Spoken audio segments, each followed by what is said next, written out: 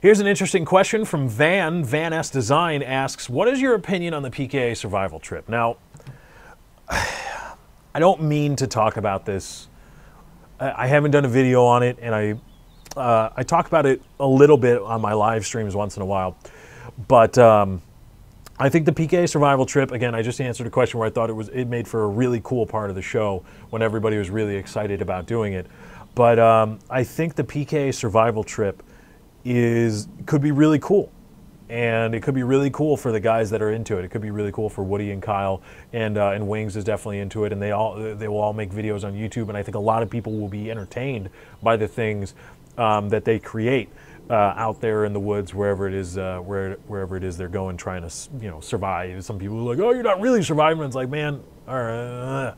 But I think one thing that gets glossed over, or I get.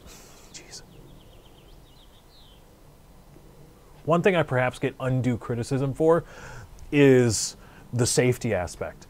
I really wish they being, Wings, Woody, and Kyle, if I were king of the world, I would make it mandatory for them to take an emergency GPS beacon with them. Because I tried to make the argument on PKA, and I didn't want to press it and be like, you guys aren't really men because they're into that manly men thing. And I didn't want to try to make it seem like, oh, well, you guys aren't really men and things like that. But Wings supports a lot of people in his household, as does Woody. And same thing for Kyle. There's a whole huge business. Kyle maybe knows people who are in some kind of business. People don't know. It's ridiculous. But I think it's... All right, I'll say it. I think it's irresponsible to do that. To go into the woods intentionally underprepared and understocked into the woods and try to survive when so many of those people are breadwinners for their respective household.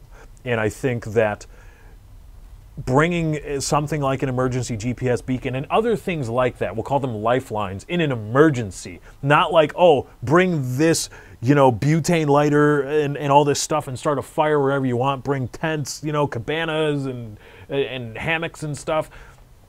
But lifelines, things that can be there in the background in case of emergency, I would insist upon bringing were I even to go, and I'm not an outdoors person, and I think it irresponsible. Even just the idea of intentionally going in underprepared doesn't appeal to me at all. But I would make that for myself. That's like, no, I'm bringing this because, yeah, it's unlikely that shit's gonna hit the fan to the point that you need it. But you know what? It still might happen, and it's very, very easy to bring it with you just in case. And I liken it to this, and this is something I use a lot. Russian roulette. You have a 1 in 6 chance of winning, or losing Russian roulette. 5 in 6 chance of winning. So when you play Russian roulette, when you spin that cylinder or that drum and then just snap it closed and put the gun to your head or somebody else's, there's a pretty good chance you're not going to lose that bet. Because you're making a bet. You are making the bet that there will not be a bullet in that chamber when I pull the trigger. But what happens when you lose that bet? When you lose that bet, a lot of things go really, really bad. In fact, in the Russian roulette metaphor, it's the ultimate bad. The ultimate thing going wrong. And of course, probably not going to die on the PKA on a survival trip, sure. But you might. And it's really simple to bring an emergency GPS beacon in case somebody breaks a leg or an ankle and you guys people are 5 miles into the woods and you're going to try to carry somebody out or navigate your way back to safety and then bring the help, navigate it back to where the people are. I just don't see that as responsible or reasonable. However, all that being said, I'm excited for the guys. I wish them well, and I hope they are all very safe when they go.